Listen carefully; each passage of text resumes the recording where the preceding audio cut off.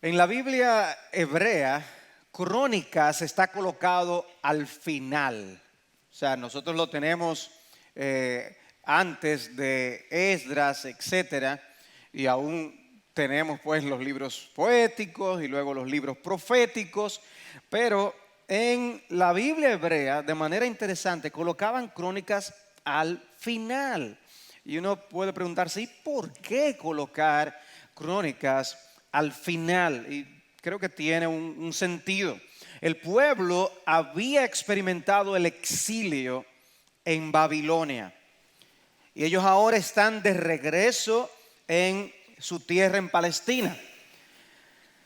¿Estaba todavía vigente la promesa del Mesías? ¿Se había olvidado Dios de ellos? ¿Qué había sucedido con esa promesa que Dios había dado de que el trono de David permanecería firme y que siempre habría alguien de su casa en autoridad, en reinado? ¿Cómo podían ellos evitar, después de lo que habían experimentado con el exilio, el desaliento?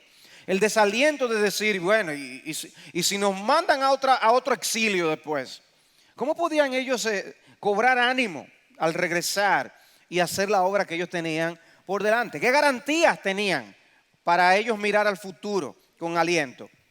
¿Cómo pueden evitar cometer otra vez los mismos males que les llevaron a ese exilio babilónico? ¿Qué fue lo que provocó la humillación que vivieron de estar tantos años exiliados en Babilonia? Del esplendor a la vergüenza. Bueno, el autor está escribiendo unos 150 años después de la captura de Jerusalén en el 587 antes de Cristo. Recuerden, el reino del norte de Israel cae primero, 722 antes de Cristo, luego cae el reino del sur. El furor del regreso del exilio ya había pasado, el furor del momento. ¿Cómo podían evitar volver a cometer esos mismos pecados? ¿Qué estaba viendo el autor que le movió a escribir los libros de Crónicas? Porque él no está simplemente haciendo un recuento histórico como historiador y punto, y se acabó, por un interés histórico. Es que él estaba viendo que se estaba asomando algún tipo de infidelidad que anteriormente había desembocado en semejante maldición. ¿Estaba él viendo algo con preocupación? Ellos tenían que echar un vistazo a la historia con el propósito de ellos ser reconfirmados en la esperanza que tenían por delante. Ese es el propósito, esa es la idea de Crónicas. Crónicas no es una mera repetición de lo que leemos en Samuel o en Reyes. Solo el 45%, y es bastante, pero solo el 45% de lo que nosotros vemos en Crónicas aparece también en Samuel y en Reyes. Dice un autor, todo lo que incluye el autor tiene la intención de impulsar el propósito del libro, que es ayudar a gente espiritualmente floja a recuperarse de la apatía y evitar una repetición del juicio de Dios sobre la nación. Esa es la intención. Personas que estaban desanimadas después de la experiencia que habían tenido, personas que espiritualmente no estaban bien, para ellos animarles en base a la historia de lo que ocurrió para no cometer el mismo error. Otro autor llamó al cronista un teólogo optimista. Lo llamó un teólogo optimista porque él quería dar esperanza con frescura, traer un nuevo frescor al pueblo. Esa liberación del exilio comenzó en el 539 antes de Cristo. Y en esos momentos la moral del pueblo se elevó. Empezaron a abrigar grandes expectativas. El Mesías viene ya, porque esta liberación es algo impresionante. Pero pronto esas esperanzas comenzaron a apagarse. Y el autor nota que ellos estaban desanimando. Y aquí ahora, por así decirlo, el pueblo que se está levantando de las cenizas, el autor necesita imprimir cierta vida. Recordarles lo que la infidelidad al pacto acarreó sobre la nación y lo que la obediencia a Dios les proveyó. Y esto es un tema importante en el libro, es el impacto de la desobediencia o de la obediencia al pacto de Dios. Otro autor, en este caso Thomas Schreiner, en su libro El Rey en su hermosura, que es una teología bíblica, dice: cuando Israel es obediente al Señor, la nación es bendecida. Pero cuando abandonan la adoración y alabanza del Señor y le dejan por otros dioses, la nación queda bajo maldición. Entonces es una temática del libro. Recordar lo que ya Dios había dicho anteriormente y cómo se cumplió. ¿Qué pasaba si ellos obedecían? ¿Qué pasaba si ellos se apartaban? Y no es que era una teología de obras, de salvación de obras que estaba comunicando el autor, porque de eso no es lo que se trata. Él no está hablando de la teología de la salvación. La salvación nunca ha sido por obras. Se trata del pacto que Dios había hecho con su pueblo. Sigue diciendo él: el pacto con David no será revocado, aun cuando Israel ha pecado y sufre los peores castigos imaginables, incluso el exilio de la tierra. El Señor seguirá cumpliendo sus promesas. La esperanza no está apagada para esta nueva generación de Israel. Ellos no podían concluir que lo que ellos habían experimentado es porque ya Dios se había olvidado y desentendido de ellos. Y eso es lo que el autor les va a mostrar con las diferentes temáticas que él desarrolla. Lo primero con lo que nos encontramos en los libros de crónicas son las genealogías, que estoy seguro que son esas partes a las que usted se mueve inmediatamente cuando usted quiere tener un buen devocional. Usted va a las crónicas y lee las genealogías y se memoriza las genealogías de crónicas. Mira qué nítido, dice que fulano nació de fulano, y eso te llena. No, hermanos, nosotros vemos ciertamente la genealogía con una mentalidad occidental que no nos ayuda. Alguien tuvo una vez una experiencia enseñando a personas de otra cultura y dice que cuando les enseñaba acerca de Romanos y de toda la teología profunda de Romanos, como que no notaba mucho interés.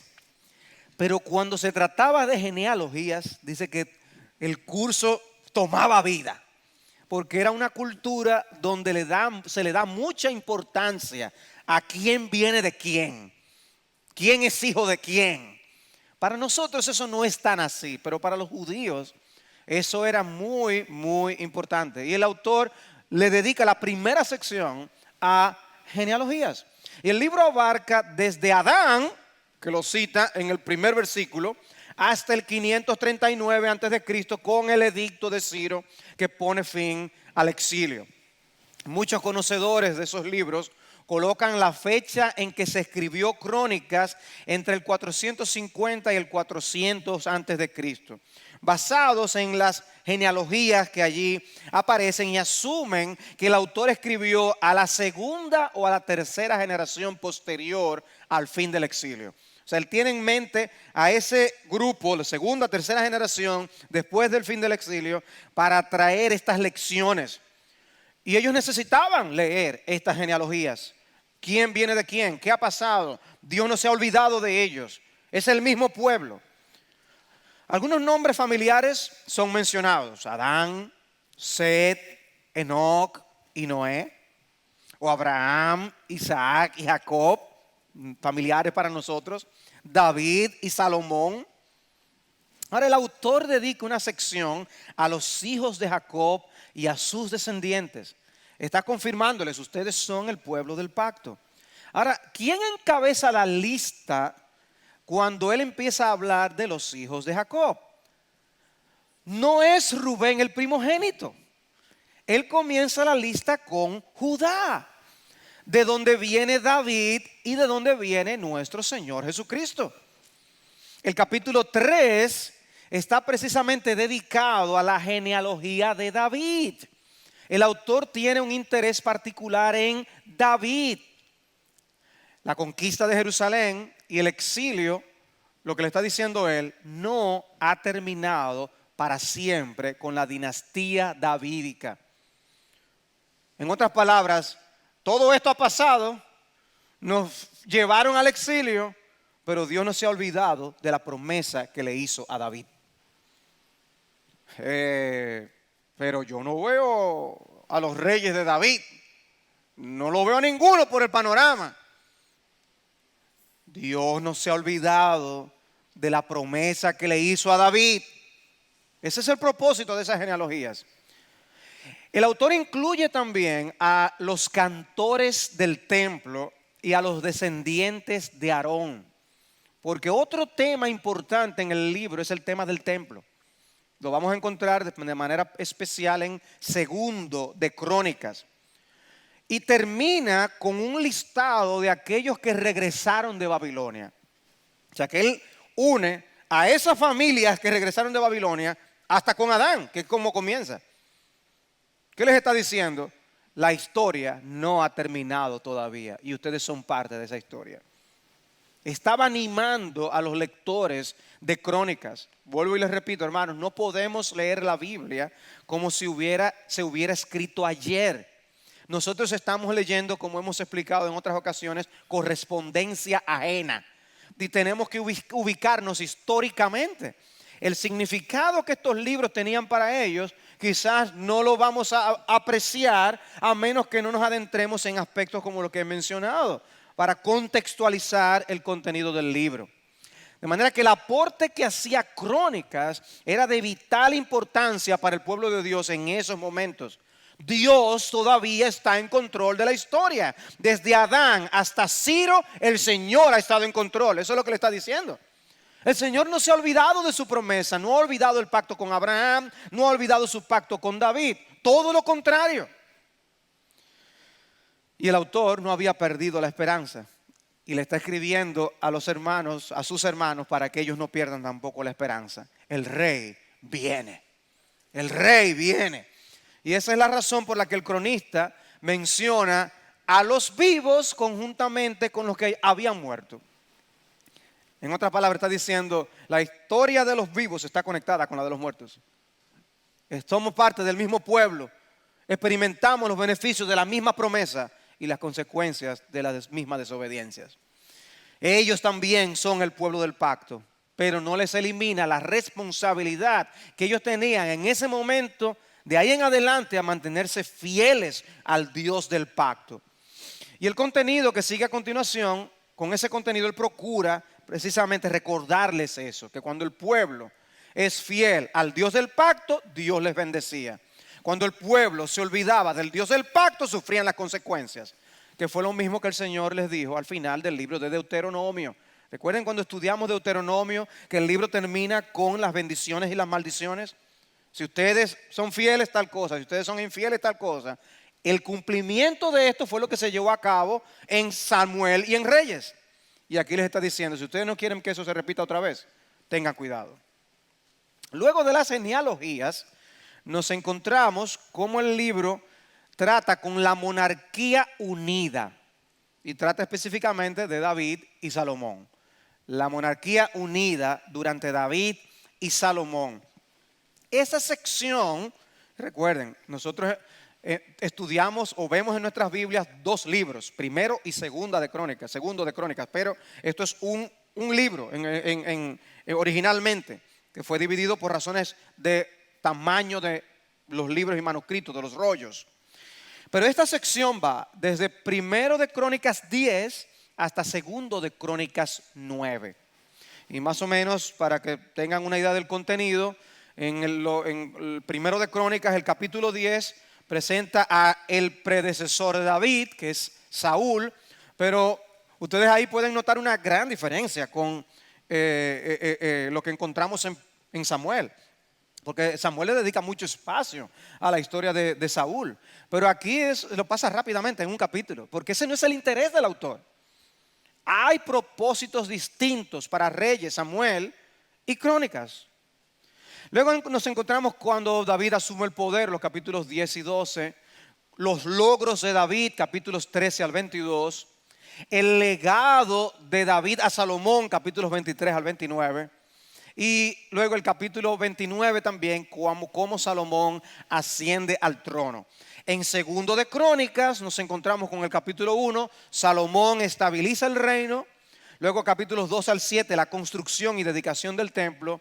Y luego los capítulos 8 y 9, la grandeza de Salomón. O sea que ahí está resumido el contenido de esta segunda sección que aparecen en Crónicas.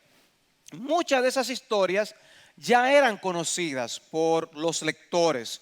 Ellos no tenían que volver a repasar todos los detalles de los eventos, porque el autor ha hecho una selección teológica. El autor está escogiendo qué cosas ellos debían retener, cómo ellos debían interpretar los eventos que les habían acontecido, cuál era el principio o la lección que ellos debían guardar en sus corazones. El autor entonces hace una selección. Por eso no todo se repite de los libros de Samuel y de Reyes. Hay una intención en la mente del autor. ¿Para qué? Repito, para que ellos vivan en los términos del pacto de Dios. Eso es crucial. Y hermanos, para nosotros no es diferente. Nosotros debemos vivir en los términos del pacto. Lo único que es nuestro es el nuevo pacto. Pero es el mismo compromiso que tenemos con el Señor. Pero ellos eran el pueblo del pacto con Abraham, el pueblo del pacto con David. Y él está recordando esto de manera particular, en especial el pacto con David. La tragedia que ellos habían vivido no significaba que ellos ya habían perdido su identidad como pueblo de Dios. Porque ellos podían decir, no, a nosotros que nos pasó esto, eso es que Dios ya no nos quiere. Eso es que Dios se desentendió de nosotros. A nosotros nos pasa que en momentos de aflicción a veces podemos llegar a creer, siguiendo las sugerencias del maligno, Dios no me ama. Pero imagínense un pueblo que ha vivido 70 años en el exilio. O sea, de verdad, es algo, una generación, 2 generaciones en un exilio. Dios se ha desentendido de nosotros. Y el autor les está diciendo, no es así. No es así. Nada más contrario a esto. Las promesas preexílicas seguían teniendo valor en los tiempos postexílicos. Lo que Dios, en otras palabras, había dicho antes del exilio, seguía vigente aún después del exilio. El mismo Dios con el mismo compromiso hacia su pueblo. Es interesante cómo los autores, Arnold y Bayer, en un libro de introducción al Antiguo Testamento, dice: Crónicas es una declaración de fe de que las promesas de Dios son verdaderas. Por eso es una declaración de fe. Es como si fuera una confesión de fe.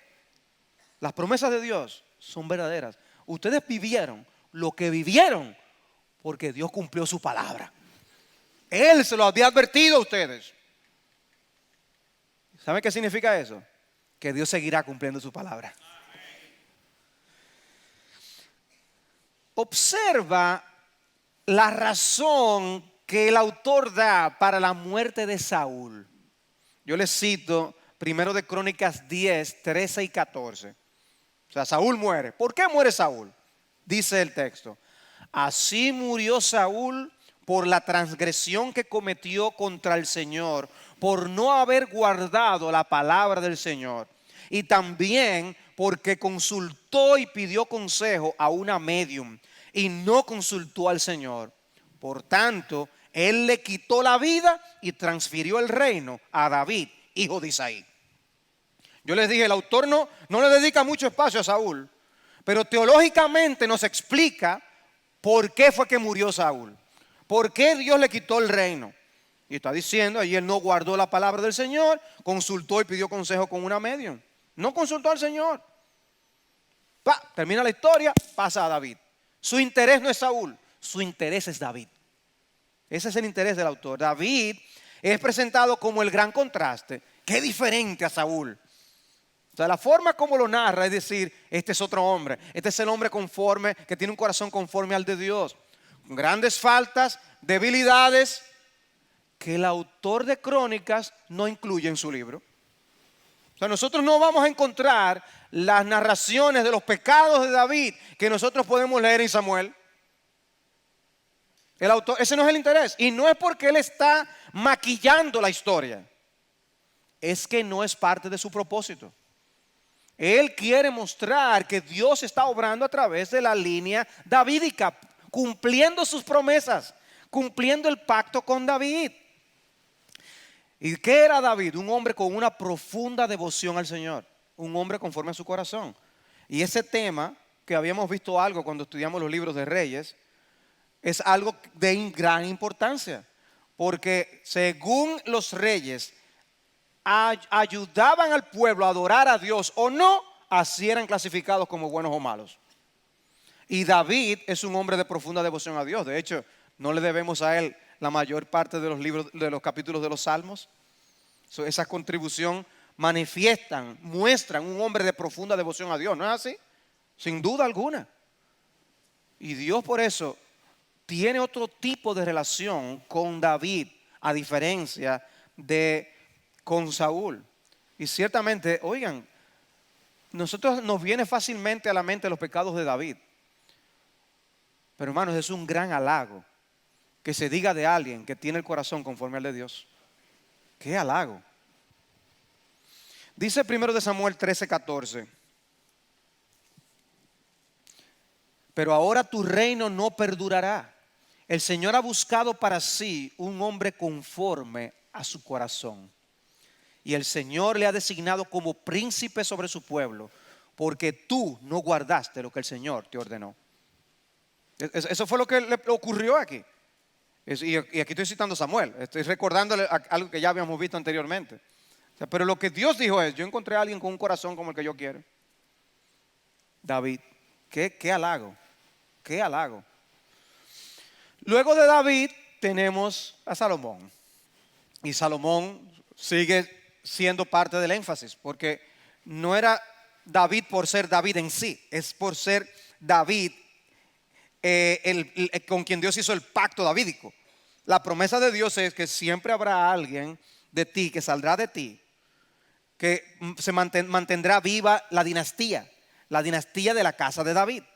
Ustedes recuerdan que cuando estudiamos en Reyes, nosotros estuvimos viendo que Dios le había prometido a David que le iba a permitir a su descendencia construirle casa a él. Pero cuando habla del tema dice: pero yo te voy a construir una casa a ti, David. Yo te voy a construir a ti una casa. Tú quieres construirme una casa a mí, pero yo te voy a construir a ti una casa. La dinastía tuya va a seguir y siempre habrá uno de los tuyos en el trono. Después de terminado el templo, hubo una gran fiesta de dedicación. Se nos introduce a Salomón. El énfasis que muestra el autor no es los detalles de Salomón. Vemos que ese no es el énfasis del autor, porque el autor pudiera decirnos miles de cosas acerca de Salomón, como nos dicen en Reyes, pero ese no era su interés. Ahora, él le dedica tiempo y espacio a hablar del templo, eso sí. Ese sí era un tema importante para el autor de Crónicas. El templo, el lugar donde Dios mostraría su presencia, el lugar donde el pueblo le iba a adorar. Dios le dedica un buen espacio a esto en el libro. Y parte del asunto es cuando hubo esa gran fiesta de dedicación y ese reconocimiento de que Dios había sido bueno con ellos. Y nos dice 2 de Crónicas 7:10 que Salomón despidió al pueblo y los despidió gozosos y alegres de corazón por el bien que el Señor había mostrado a David, a Salomón y a su pueblo Israel. Wow. El pueblo estaba lleno de gozo. Tú has sido bueno con nosotros. Cuando el pueblo es fiel al pacto, Dios bendice al pueblo. Recuerden, esta es una de las lecciones del libro. El Señor entonces se le aparece en sueños y le dijo: he oído tu oración y he escogido para mí este lugar como casa de sacrificio. Salomón, yo te he escuchado. Yo voy a responder tu deseo y yo haré de este lugar un lugar especial donde yo manifestaré mi presencia y donde ustedes traerán sacrificios para mí. Eso será casa de sacrificio. Y es en ese contexto que tenemos quizás las palabras más conocidas de estos libros de Crónicas. En el capítulo 7, versículo 13. Si cierro los cielos para que no haya lluvia, o si mando la langosta a devorar la tierra, o si envío la pestilencia entre mi pueblo, y se humilla mi pueblo sobre el cual es invocado mi nombre, y oran, buscan mi rostro, y se vuelven de sus malos caminos, entonces yo oiré desde los cielos, perdonaré su pecado y sanaré su tierra. Wow. La lección, ¿cuál es?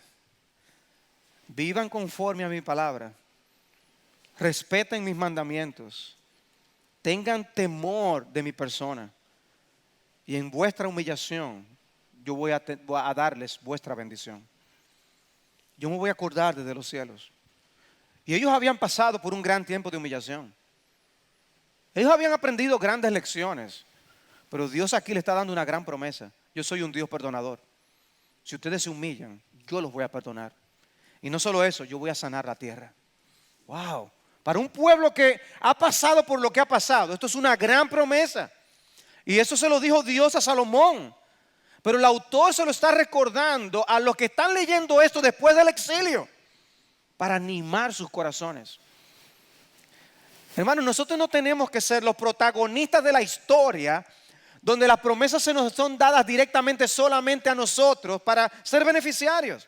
Aunque esto se le dijo a Salomón, hermanos, esto tiene aplicación para nosotros. Así como estos lectores no fueron los que vivieron eso que Dios le dijo a Salomón, el autor les está enviando esto para decirle, háganle caso, que es el mismo Dios. Y hermanos, ¿nosotros a quién servimos? Al mismo Dios. Observen la importancia de la actitud del pueblo. Él luego añade algo que tiene que ver con la actitud del rey. Y le dice en el versículo 17 de ahí mismo del capítulo 7 de Segundo de Crónicas. Y en cuanto a ti, si andas delante de mí como anduvo tu padre David, haciendo conforme a todo lo que te he mandado, y guardas mis estatutos y mis ordenanzas, yo afirmaré el trono de tu reino, como pacté con tu padre David, diciendo, no te faltará hombre que gobierne en Israel. Y finalmente la gran advertencia que les da en el versículo 19.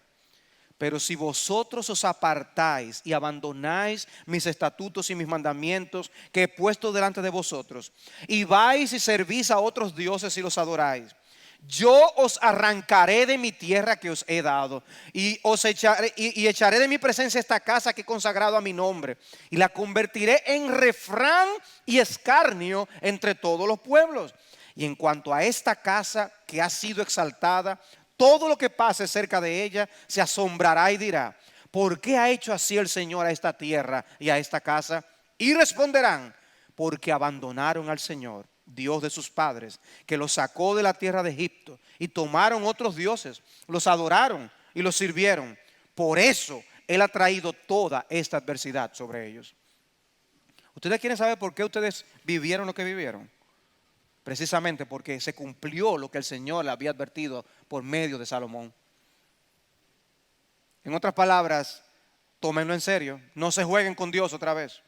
Él les da palabras de aliento. Es el mismo Dios, la misma promesa que Dios dio a David, Él será fiel. Ustedes también sean fieles. Les da la advertencia. Y recordemos que para los lectores que habían regresado del exilio, eso eran palabras muy sensibles. Eran ellos que habían vivido lo que habían vivido en Babilonia. Y les explicaban la razón de todos esos años. No fue que Dios se olvidó. No fue que Dios se desentendió. Es que Dios cumplió su promesa. Dios cumplió su advertencia. La pregunta era, ¿ustedes quieren que se repita esa historia? Y luego el tercer punto que encontramos en estos libros es luego ya el reino de Judá luego de la división del reino. El reino de Judá luego de la división del reino. Esta sección cubre desde el capítulo 10 hasta el final en el capítulo 36 de Segundo de Crónicas, que tiene la historia de la dinastía davídica. Dice el autor Michael Williams, en su libro que habla como una especie de introducción al Antiguo Testamento, pero mostrando a Jesús en cada libro. Dice: Dios alienta al Israel postexílico por medio de un relato de los reyes davídicos que reconocieron la autoridad del Señor. Porque él ahora, ya él ha hablado de David y ha hablado de Salomón, pero él ahora va a hablar de todos esos restos de los reyes de Judá. Y el bosquejo es más o menos como el que sigue. En los capítulos 10 al 13 está un declive, los reinos de Roboam y Abías, que fue ahí que cuando ocurre la división del reino. Luego los capítulos 14 al 21, un avivamiento. Ahí tenemos los reinados de Asa y Josafat. Luego los capítulos 21 al 22, otro declive, Joram, Ocosías y Atalía. Capítulos 23 al 27, otro avivamiento, desde Joás hasta Jotam. Y luego en el capítulo 28, otro declive, Acaz. Y ese fue un gran declive. Y luego tenemos el resto de los reyes de Judá, del capítulo 29 en adelante. Y digo el resto porque ahí tenemos reyes buenos, reyes malos, uno tras otro. Ahí que tenemos, se habla de Ezequías, ahí que se habla de Josías, donde eran reyes muy buenos, pero también entremezclado ahí habían reyes muy malos.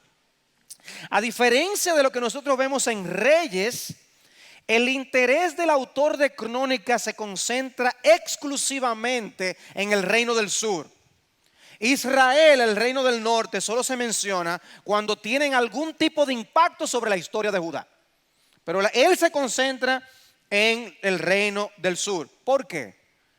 Porque recuerden, el interés suyo son la línea davídica, la dinastía de David. Y esa dinastía estaba en el reino del sur. ¿Cuáles fueron los reyes buenos? ¿Cuáles fueron los reyes malos, según Crónicas? Bueno, los reyes que prestaron atención o hicieron caso a esa promesa, advertencia de segundo de Crónicas 7:14 que leímos, o no, eran reyes buenos o malos. Los reyes que incentivaron la adoración al Dios verdadero y prestaron atención al templo fueron reyes buenos. Los que no, fueron reyes malos. Y es por eso que Ezequías y Josías fueron reyes que se destacaron y le dedican mucho espacio, por ese sentido. Dice el autor Crux, que he citado tanto, en concordancia con 2 de Crónicas 7:14, estos actos de devoción religiosa y de obediencia al pacto de parte de los reyes buenos resultó en bendición de Dios. Bienestar económico, 2 de Crónicas 32:27, victoria en batalla, algunas veces con todas las probabilidades en contra, 2 de Crónicas 14:20-32. La provisión de herederos que le sucedieron, o sea, un privilegio de que sus sucesores siguieran en el trono. Apoyo popular. Estas no son bendiciones de la casualidad, sino que son conforme a las promesas del pacto que Dios hizo a Abraham y a David, y que reverberan con las bendiciones del pacto prometidas en Deuteronomio 28. O sea, lo que Dios dijo en Deuteronomio, cumplido en la historia del pueblo de Israel y ahora traído a un pueblo después del exilio para que ellos supieran cómo vivir. 5 reyes destacados en ese sentido fueron Asa, Josafat, Joás, Ezequías y Josías. Pues con ellos Judá vivió los mejores días espirituales luego de la división del reino. Y para poner un ejemplo, el autor de Segundo de Reyes tan solo dedicó un versículo a la reforma religiosa de Ezequías per se, que es en Segundo de Reyes 18:4. Pero en Crónicas le dedica 3 capítulos en Reyes le dedica 3 capítulos para hablar de sus logros políticos. Eso es en Reyes. Pero en Crónicas el autor, a cambio, le dedica 3 capítulos para hablar de sus logros espirituales. ¿Cuál es el interés? El interés de Reyes y Crónicas es diferente, el propósito es diferente. El interés aquí es más si este rey fue bueno, porque llevó al pueblo a la verdadera adoración del Dios verdadero.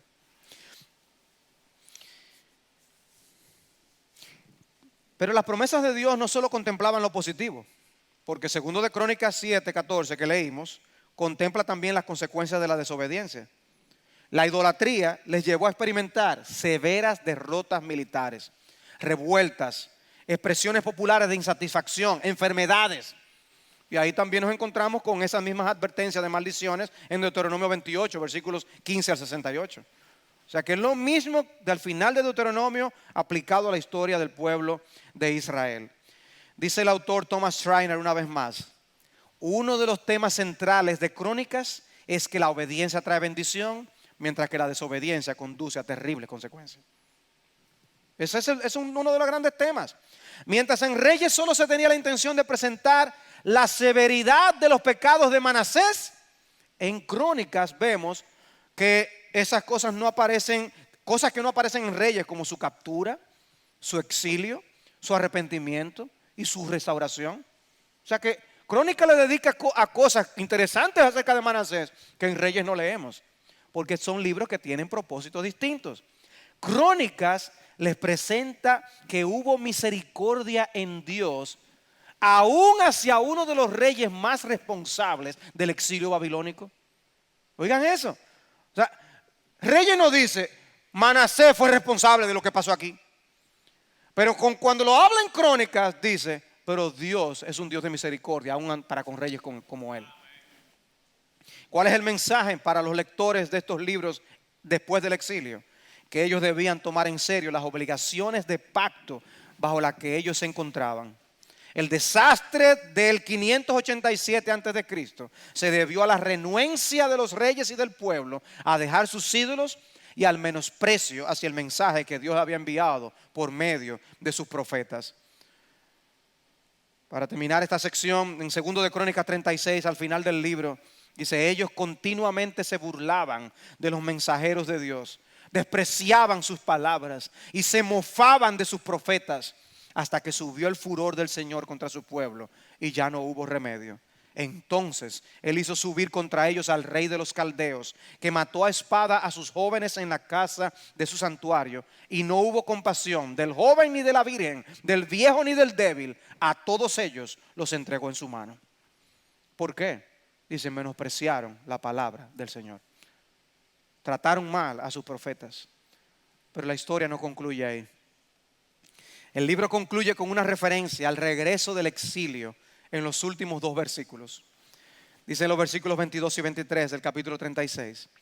Y en el primer año de Ciro, rey de Persia, para que se cumpliera la palabra del Señor por boca de Jeremías, el Señor movió el espíritu de Ciro, rey de Persia, y éste envió a proclamar de palabra y también por escrito por todo su reino, diciendo, así dice Ciro, rey de Persia, el Señor, el Dios de los cielos, me ha dado todos los reinos de la tierra y me ha designado para que yo le edifique una casa en Jerusalén que está en Judá.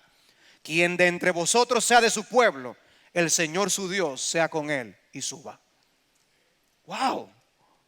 Este hombre persa, reconociendo que la autoridad que tenía se la había dado Dios, y estaba diciendo, y le vamos a hacer una casa en Jerusalén. El que quiera irse, que vaya. Wow. Y así concluye el libro. En otras palabras, ¿ustedes saben por qué ustedes regresaron? Porque yo estoy en control, dice el Señor. Qué esperanzador. Hay una foto con un cilindro de Ciro. Ese cilindro de Ciro describe la captura de Babilonia de parte de los persas. Y también habla del permiso concedido a los exiliados de regresar y reconstruir sus lugares de origen. Es un testimonio de la misericordia de Dios. Fueron 70 años de humillación, pero Dios no se había olvidado de su pueblo. ¿Aprenderían ellos la lección? Finalmente, Jesús en los libros de Crónicas. 2 grandes temas, les he dicho, aparecen en Crónicas. El tema del rey de Dios, si los reyes eran buenos o malos, si eran reyes de Dios, que estimulaban la adoración del Dios verdadero. Y 2, el tema del templo. Cuando los reyes hacían lo bueno, que era acercarse a Dios y confiar en Él, además de mover al pueblo a la verdadera adoración y alejarse de la idolatría, entonces ellos eran del agrado de Dios. ¿Y quién fue el verdadero rey del total agrado de Dios? Nuestro Señor Jesucristo. Jesús, como el Rey de Reyes, ese sí es un rey del total agrado de Dios el Padre. Él es el ungido del Padre. Acerca de Él dijo, pídeme y te daré por herencia a las naciones y como posesión tuya los confines de la tierra. Salmo 2:8. Crónicas presenta al Señor como el soberano de toda la tierra, con una majestad incomparable, y por eso el tipo de alabanza que debía brindársele en el templo. Jesús es ese soberano ante quien toda rodilla se doblará y quien pondrá a todos sus enemigos bajo sus pies. Por eso es que Mateo, dice Crux, cuando Mateo sigue el ejemplo del cronista y produce una genealogía que rastrea la línea davídica después del exilio, ¿con quién termina? Termina con Jesús. Está anunciando que en Jesús el Rey de Dios ha llegado. El verdadero Rey. Dios estaba cumpliendo la promesa a David. Ciertamente no faltaría alguien de su dinastía en el poder, porque ese Rey es Cristo y a ese no lo destrona nadie. ¿Recuerdan la profecía que dio Jacob acerca de sus hijos antes de morir? Oigan lo que él dijo con respecto a Judá. El cetro no se apartará de Judá, ni la vara de gobernante de entre sus pies, hasta que venga Silo, y a él sea dada la obediencia de los pueblos. Qué promesa y qué cumplimiento. Ese rey vendría de la familia de David. Y por esa razón estos libros, Saúl, pásalo rápido, y se interesa en el linaje de David, porque la promesa de David se iba a cumplir a plenitud. Y luego el tema del templo es el segundo gran tema. Y como el templo en el pasado, Jesús es ahora la vía de acceso al Padre. El criterio para clasificar a un rey como bueno o malo era su actitud hacia la adoración a Dios. La bendición o el juicio dependían de lo que los reyes y el pueblo hacían con respecto a la adoración. Abrazar o no a Jesús en la admisión de que es el único mediador entre Dios y los hombres, también marcará un destino de bendición o de juicio. Dice Hebreos, hermanos, puesto que tenemos confianza para entrar en el lugar santísimo por la sangre de Jesús, por un camino nuevo y vivo que Él inauguró para nosotros por medio del velo, es decir, su carne, y puesto que tenemos un gran sacerdote sobre la casa de Dios, acerquémonos con corazón sincero, en plena certidumbre de fe, teniendo un corazón purificado de mala conciencia y nuestro cuerpo lavado con agua pura. Cristo es nuestro acceso al Padre, un acceso logrado en su carne, con su sangre. Se ofreció a sí mismo como sacrificio por causa de nuestros pecados. ¿Y recuerdan la historia del pecado en que incurrió David cuando mandó a realizar el censo? Crónicas habla de eso. David tuvo que realizar sacrificio para que cesara la mortandad entre el pueblo, y lo ofreció en la era de Ornán Jebuseo, capítulo 21, versículo 28. Dice el versículo 1 del capítulo 22: y dijo David: aquí estará la casa de Jehová Dios, y aquí el altar del holocausto para Israel. Y en ese mismo lugar se seguirían ofreciendo sacrificios a Dios por causa de los pecados en el templo. Sacrificios que apuntaban al verdadero y último sacrificio, que no muy lejos de allí se llevaría a cabo en el Calvario. El cordero que fue sacrificado en ese entonces fue nuestro Señor Jesucristo mismo. De manera que ven ustedes la importancia de creer en Jesús y de someterse a su señorío. Aquel que rechaza el señorío de Cristo se expone a sí mismo al juicio eterno. La fe en Él es la única otra opción. Mientras estaba aún hablando en la transfiguración, aquí una nube luminosa los cubrió y una voz salió de la nube diciendo: este es mi Hijo amado en quien me he complacido. A Él oíd. Y podemos aplicar uno de los textos claves del libro a todo el que escuche el Evangelio de Jesucristo en el día de hoy. Si se humilla mi pueblo sobre el cual es invocado mi nombre y oran y buscan mi rostro y se vuelven de sus malos caminos, entonces yo iré desde los cielos y perdonaré sus pecados. El Dios que cumplió las promesas y advertencias que dio a su pueblo en el pacto del Antiguo Testamento, según Crónicas, también cumplirá sus promesas y advertencias pronunciadas en el Nuevo Pacto. La gran promesa del Nuevo Pacto es: cree en el Señor Jesucristo y vivirás, serás perdonado y tendrás vida eterna. La gran advertencia del Nuevo Pacto es: el que no cree en el Hijo de Dios ya ha sido condenado, y en lugar de vida eterna cosecharás muerte eterna. Y el mismo Dios que le dijo eso a los de Crónicas es el que nos lo dice eso en el día de hoy. Presta la atención, porque sus palabras son fieles y verdaderas.